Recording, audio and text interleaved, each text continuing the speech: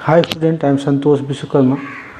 Today I will discuss class 12th chemistry unit 2 solutions.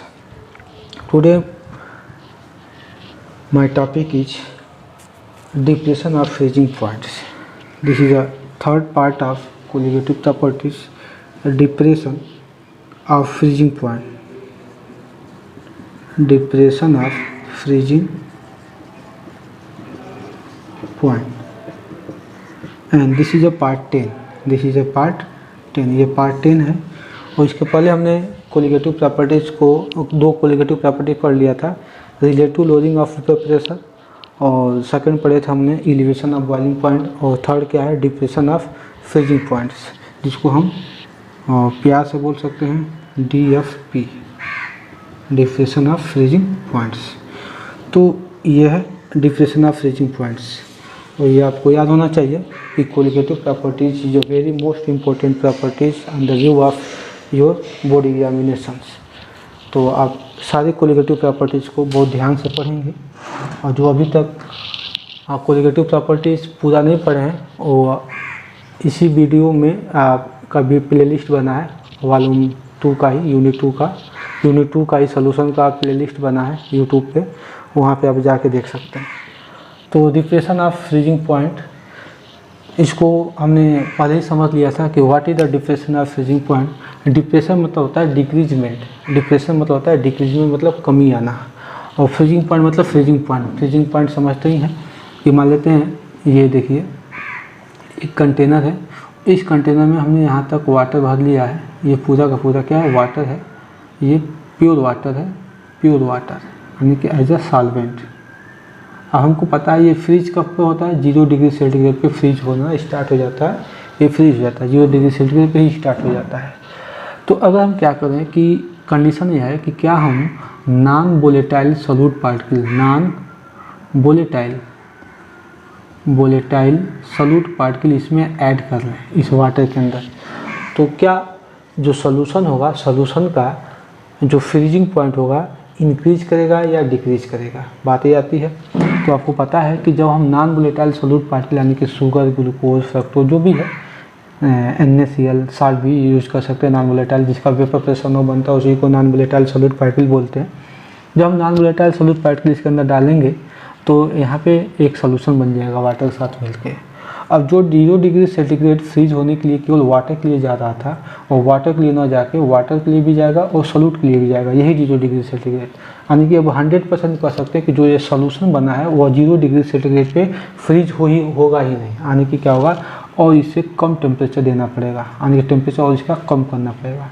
तो इसी यानी कि ये टेम्परेचर कम करने का मतलब ये अब धीरे धीरे माइनस में आना स्टार्ट, -1 डिग्री सेंटीग्रेड, ठीक है, -1 पॉइंट समथिंग, -2 डिग्री सेंटीग्रेड आना स्टार्ट हो जाएगा. तो इसी को बोलते हैं देखिए 0 से कम हुआ है ना, तो इसी को बोलते हैं डिक्रीजमेंट. तो डिक्रीजमेंट को ही हम बोलते हैं डिप्रेशन ऑफ फ्रीजिंग पॉइंट. ये कैसे हम पॉसिबल है देख लेते हैं. इसको हम ऐसे डिफाइन कर सकते हैं कि on adding a non volatile solute particle, on adding a non volatile solute particles in solvent like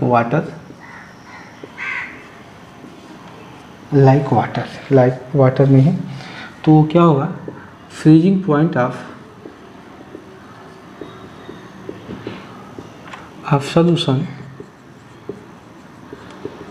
solution का फ्रीजिंग पॉइंट क्या होगा, विल बी डिक्रीज लिख सकते हैं, will be decrease. And this decreasement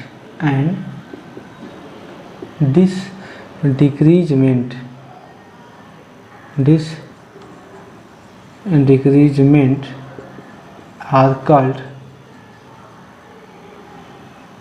called depression of freezing point. Depression of freezing points. तो I hope आपको समझ में आ गया होगा. ये हमने इसका डिफाइन भी इसको कर दिया. तो अब इसके हम फार्मूले पे आते हैं कि इसका फार्मूला हम कैसे जनरेट करेंगे, कैसे इसका फार्मूला डिराइव करेंगे। तो चलते हैं, जैसे सिंपल है, सबका सेम ही, जैसे relative loading of vapour pressure का फार्मूला हमने ड्राइव किया था, इलिवेशन ऑफ बॉइलिंग पॉइंट का ड्राइव किया था, वैसे सेम इसी का भी है, इसका भी वैसे ही डिराइव करेंगे। तो let freezing point of pure solvent, लिख सकते हैं freezing point of pure solvent को हम देखिए फ्रीजिंग पॉइंट मतलब टेम्परेचर से ही मतलब है, तो टेम्परेचर को T से डिनोट करते हैं। फ्रीजिंग पॉइंट मतलब F से स्टार्ट हुआ तो F लगा देंगे तो ये फ्रीज हो जाएगा। सॉल्वेंट के लिए हम क्या लगाते हैं, नॉट लगा देते हैं, प्योर सॉल्वेंट के लिए नॉट लगाते हैं, TF नॉट हो जाएगा। ठीक है, सब सेम है। अब वहाँ पे हम TB नॉट यूज़ करते थे एलिवेशन ऑफ बॉइलिंग पॉइंट में, तो TB नॉट सॉल्वेंट के फॉर्म में करते हैं। T मतलब टेम्परेचर, B मतलब बॉइलिंग पॉइंट और नॉट मतलब सॉल्वेंट। ऐसे ही T मतलब temperature, F means freezing point और नॉट मतलब ये सॉल्वेंट के लिए। तो ऐसे ही हम इसको यूज़ करेंगे। तो अब इसका ऑप्शन लिख सकते हैं कि फ्रीजिंग पॉइंट ऑफ सॉल्यूशन, कहने का मतलब पहले तो हमने सॉल्वेंट लिया और सॉल्वेंट में क्या किया है कि सॉल्यूट पार्टिकल मिलाया तो ये सॉल्यूशन बन गया। तो पहले हम सॉल्वेंट का लिख लिया, फिर जब सॉल्यूट पार्टिकल बना तो सॉल्यूट का लिखेंगे तो क्या होगा, ये TF से सॉल्यूट होते हैं, सॉल्यूशन का लिखेंगे तो क्या बनेगा, TF। ठीक है, सॉल्यूट पार्टिकल मिलाते ही ये सॉल्यूशन बन जाएगा, तो सॉल्यूशन को हम लिखेंगे, फ्रीजिंग पॉइंट ऑफ सॉल्यूशन को TF लिखेंगे। तो चेंज इन फ्रीजिंग पॉइंट निकाल सकते हैं, तो चेंज इन फ्रीजिंग पॉइंट को बोल सकते हैं कि डेल्टा TF इक्वल टू, ये सेम वैसे ही जैसे हमने एलिवेशन ऑफ बॉइलिंग पॉइंट पढ़ा था, ये हो जाएगा delta TF equal to TF not minus TF, ये हो जाएगा हमारा formula, TF not minus TF। ठीक है जी, ये यानी कि हम सॉल्वेंट में से क्या करेंगे, सॉल्यूशन को माइनस, जहाँ पर डिक्रीजमेंट की बात आएगी ना, जहाँ पे अभी देखे होंगे कि डेल्टा TB इसके पहले हम पढ़े थे किसमें, एलिवेशन ऑफ बॉइलिंग पॉइंट, वहाँ पर हम लिखते थे ऐसे लिखे थे। तो ये कन्फ्यूजन हो रहा होगा आपका कि हमने यहाँ पे डेल्टा TF लिखा तो हमने ऐसे लिख लिया, इसको नाट वाले को पहले कर लिया, हमने बॉइलिंग पॉइंट का लिखा तो नाट वाले को बाद में कर लिया, ये क्या फंडा है। तो फंडा यही है कि ये एलिवेशन है, क्या है, ये एलिवेशन है, एलिवेशन ऑफ बॉइलिंग पॉइंट है। ये क्या है, डिप्रेशन है, डिप्रेशन मतलब फ्रीजिंग, डिक्रीजमेंट। तो एलिवेशन जहाँ इंक्रीजमेंट की बात आएगी तो वहाँ पे हम सॉल्यूशन में से सॉल्वेंट को माइनस करेंगे, और जहाँ पे डिक्रीजमेंट की बात आएगी हम सॉल्वेंट में से सॉल्यूशन को क्या करेंगे, माइनस करेंगे। यही एक रिलेशन है जो आसानी से आप इसको पकड़ सकते हैं। तो एलिवेशन मतलब इंक्रीजमेंट होगा तो सॉल्यूशन में से हमको सॉल्वेंट को माइनस करना पड़ेगा। यहाँ पे नॉट पहले लगा दिया गया है, यानी कि डिक्रीजमेंट है, तो डिक्रीजमेंट होगा तो सॉल्वेंट में से हम क्या करेंगे, सॉल्यूशन को माइनस करेंगे। तो यही है। तो ये जो टॉपिक्स है, ये डेल्टा TF, ये कोलिगेटिव प्रॉपर्टीज़ नहीं है, जैसे कि हमने वहाँ बताया था कि this is not a colligative property, this is not a colligative properties, ये कोलिगेटिव प्रॉपर्टीज़ नहीं है। अभी कोलिगेटिव प्रॉपर्टीज हमको फाइंड करना है। तो कोलिगेटिव प्रॉपर्टी कब होगा, ये उस समय होगा कि जब डेल्टा TF ये डायरेक्टली प्रोपोर्शनल हो जाएगा किसके, सेम मोलैलिटी के, जैसे हम वहाँ पे पढ़े थे मोलैलिटी ऑफ सॉल्यूट के, ये हो जाएगा, ये सेम है, उसमें हमने कोई डिफरेंस नहीं किया, बस हमने क्या किया है कि F के जगह पे वहाँ पे B था तो B की जगह पे यहाँ पे हमने F कर दिया है। ठीक है, सब वैसे ही है। यहाँ पे देखिए उसमें होता था एलिवेशन ऑफ बॉइलिंग पॉइंट में delta TB directly proportional to molality of solute होता था, तो यहाँ पे क्या डिप्रेशन में क्या हो गया है, delta TF is directly proportional to molality of solute, बस सेम है। तो आप इसका शॉर्ट स्क्रीन लीजिए, फिर हमको इसको इरेज करना पड़ेगा, इरेज करके हम ऊपर लिखेंगे क्योंकि जगह नहीं है।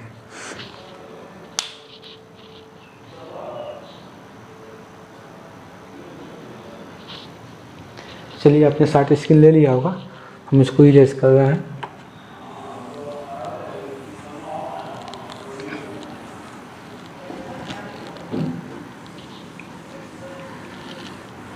ये हो गया। हमने जो लास्ट रिलेशन लिखा था इसमें, इस टॉपिक में उसको पहले लिख लेते हैं क्योंकि उसकी ज़रूरत पड़ेगी। तो हमने लिखा था क्या, delta T F is directly proportional to molality of solute particle, यही लिखा था। तो delta T F directly proportional to molality of solute particle को हम स्मॉल एम से डिनोट करेंगे। अब डेल्टा टी एफ अब प्रोपोर्शनली को हटाएंगे तो एक कांस्टेंट की वैल्यू आएगी जिसको हम के एफ के नाम से जानेंगे। वहाँ पे के भी लिखते थे एलिवेशन ऑफ बॉइलिंग पॉइंट में, यहाँ पे क्या के एफ, यानी एफ के टर्म में ही इसको यूज करेंगे into molality of solute particles. तो यही आपका फार्मूला बन गया, यही मेन फार्मूला है। लेकिन आप जानते हैं कि मोलैलिटी भी डिफाइन करना पड़ेगा। अभी मोलैलिटी इसके पहले वीडियो में जो नहीं देखे हैं तो इसके पार्ट 9 वाला वीडियो आप देख लेंगे, वहाँ पे यम कैसे फाइंड किया जाता है वो आपको सिखाया गया है।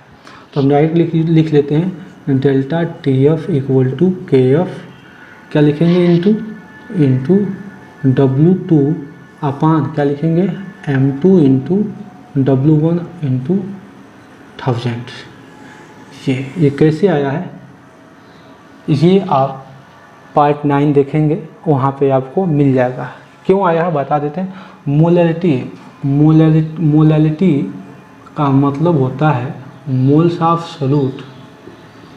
Of solute upon mass of solvent in gram, यहाँ पे ग्राम में होता है। तो ग्राम में यूज करेंगे तो यहाँ पे 1000 का मल्टीप्लाई हो जाएगा, वही 1000 यहाँ पे है। अब मोल्स को मास अपन मोलर मास लिखेंगे तो मास ये हो गया, मोलर मास आपका ये हो गया।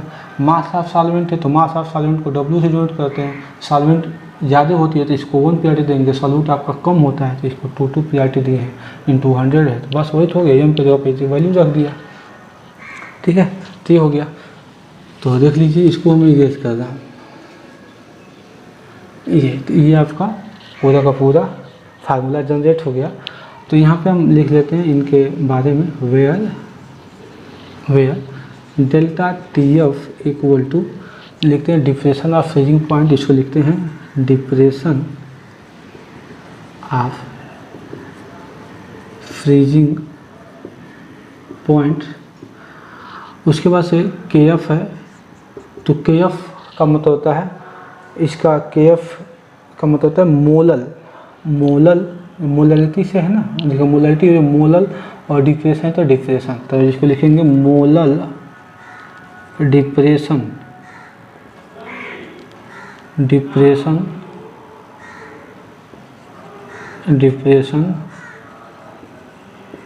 कांस्टेंट, इसका एक और नाम है। जैसे केबी को हम एलिवेशन ऑफ बॉइलिंग पॉइंट में केबी को क्या लिखते थे, मोलल एलिवेशन कांस्टेंट, और उसको लिखते थे क्रायोस्कोपिक कांस्टेंट, इविलियोस्कोपिक कांस्टेंट। हम के एफ को क्या लिखेंगे, मोलर डिप्रेशन कांस्टेंट, या इसको लिखेंगे क्रायोस्कोपिक कांस्टेंट, लिखेंगे क्रायोस्कोपिक कांस्टेंट। याद रखेंगे, बताया भी था प्रीवियस पार्ट में, यानी कि 9 पार्ट में, कि केबी यानी कि एलिवेशन ऑफ बॉइलिंग पॉइंट की यूनिट याद कर लीजिएगा, के एफ मतलब क्रायोस्कोपिक कांस्टेंट की यूनिट आप याद कर लीजिएगा, क्योंकि ये यूनिट कई बार पूछे गए हैं। तो दोनों की यूनिट सेम ही होती है। उसके बाद W2 टर्म है, W2 टर्म को हम यहाँ पे लिखेंगे, W2 आया तो W2 आपका सॉल्यूट के लिए है, तो ये W मतलब मास होता है, तो मास ऑफ सॉल्यूट हो जाएगा। फिर M2 आया है तो M2 आपका मोलर मास ऑफ सॉल्यूट हो जाएगा, मोलर मास ऑफ सॉल्यूट हो जाएगा। और फिर आपका W1 बच गया है, तो W1 equal to mass of solvent हो जाएगा। तो ये हमारा फार्मूला बनकर जनरेट हो गया, और इसी फार्मूला का हम यूज करेंगे इसके क्वेश्चन को सॉल्व करने में। तो अगर बाय द वे आपको यूनिट अगर पूछ लिया जाए, यूनिट पूछ लिया, यूनिट ऑफ के एफ मतलब इविलियोस्कोपिक कांस्टेंट, क्रायोस्कोपिक कांस्टेंट, इसकी यूनिट पूछ लिया जाए तो यूनिट कैसे निकालेंगे। तो फार्मूला आपका यही है, देखिए यही है ना फार्मूला। तो के एफ निकालेंगे तो डेल्टा टी एफ हो जाएगा, डेल्टा टी एफ अपान एम हो जाएगा, ये होगा ना एम।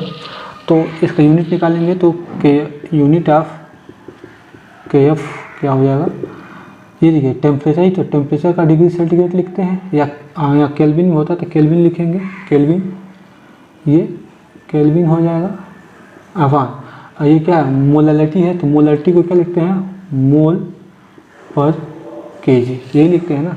तो इसको जब लिखेंगे तो केल्विन के से केल्विन हो जाएगा, के से इसको एक और लिख लीजिए के, ये मोलैलिटी को ये लिख सकते हैं और ये अपान में है तो इसको जब अपान हटाएंगे तो माइनस में आ जाएगा, इन्वर्स में आ जाएगा, तो हो जाएगा के, ठीक है।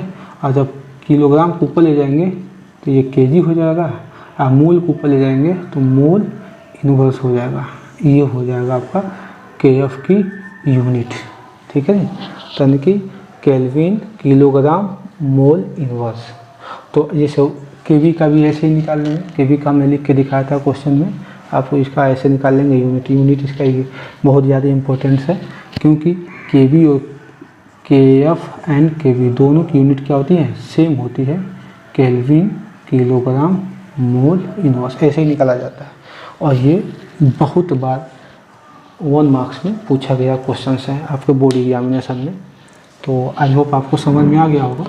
तो यही मेन जो फार्मूला है डिप्रेशन ऑफ वॉल्यूम पॉइंट का ये है, आप इसको रिमेंबर कर लीजिए। इस पर हम एक क्वेश्चन देख लेते हैं। इस पर एक क्वेश्चन देख लेते हैं, इसको जैसे कर लें। एक क्वेश्चन इस पर बनता है,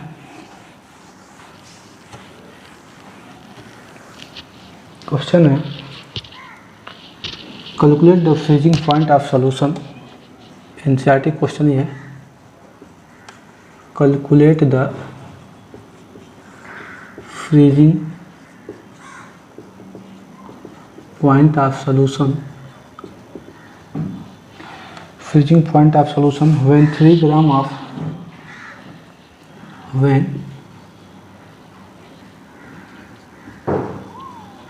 3 gram of calcium chloride CaCl2 जिसका मोलर मास दिया है एम, कैपिटल एम लिखा है, equal to 112 gram mole inverse, ये गिवन है, आपको कैलकुलेट नहीं करना है, ये दिया है। वाज डिजॉल्व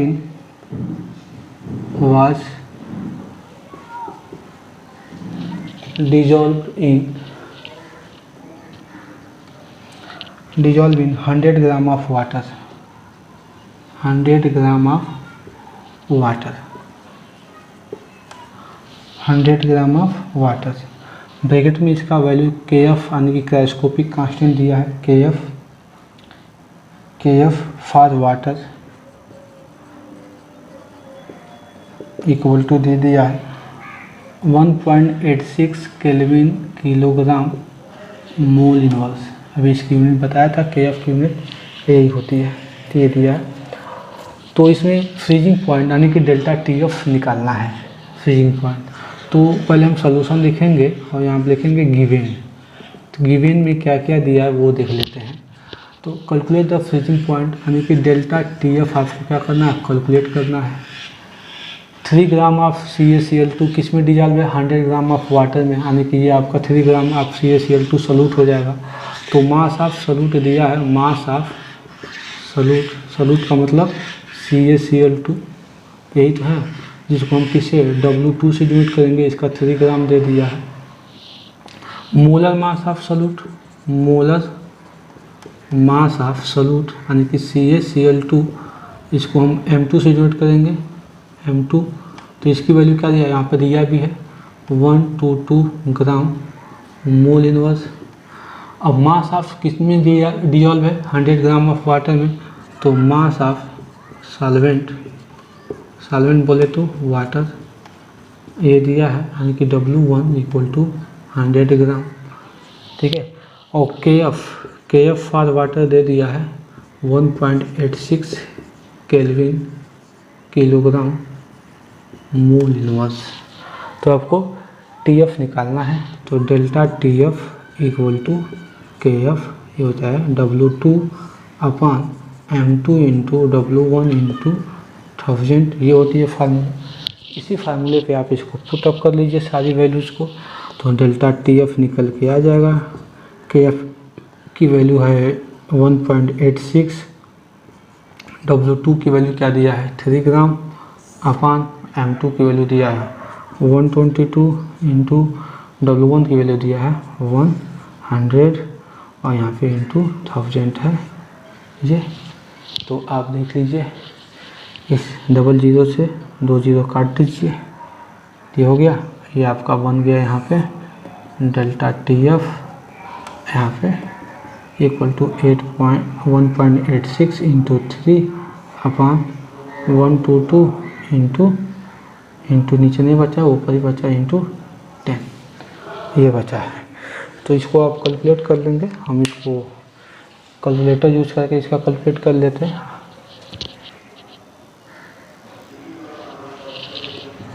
इसको कलेक्ट कर लीजिएगा। मोलर मास 112 दिया है, तो मोलर मास आपका यहाँ पर हमने गलत लिख दिया है, 112 हो जाएगा। तो यहाँ पर भी 112 आएगा, यहाँ पर भी, और यहाँ पर भी 112 आएगा।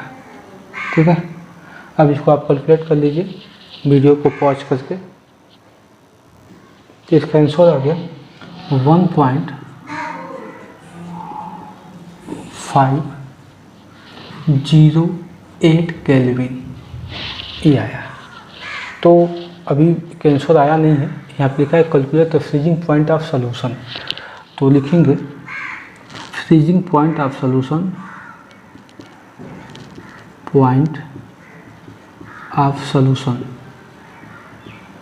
फ्रीजिंग पॉइंट ऑफ सॉल्यूशन यानी कि क्या, सॉल्यूशन को क्या बोलते हैं, सॉल्यूशन निकालेंगे यानी कि टी एफ, ये क्या करते हैं, तो डेल्टा टी एफ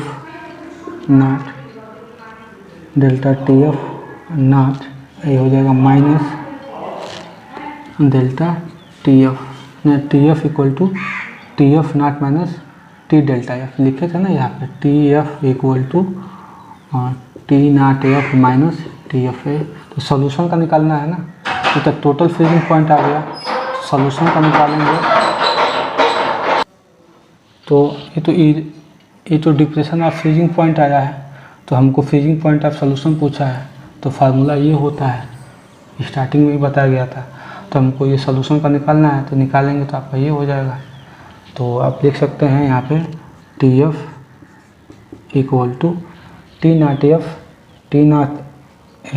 जो है आपका जानते हैं, जो डिग्री सेंटीग्रेड पे कोई ये सॉल्वेंट है ना, तो वाटर ही होगा, यानी कि 0 डिग्री सेंटीग्रेड पे फ्रीज होता है, तो केल्विन में चेंज करेंगे तो 273.15 केल्विन होगा ये, और माइनस इसका डेल्टा टी एफ देखिए वैल्यू निकालनी है 1.508 केल्विन आया है।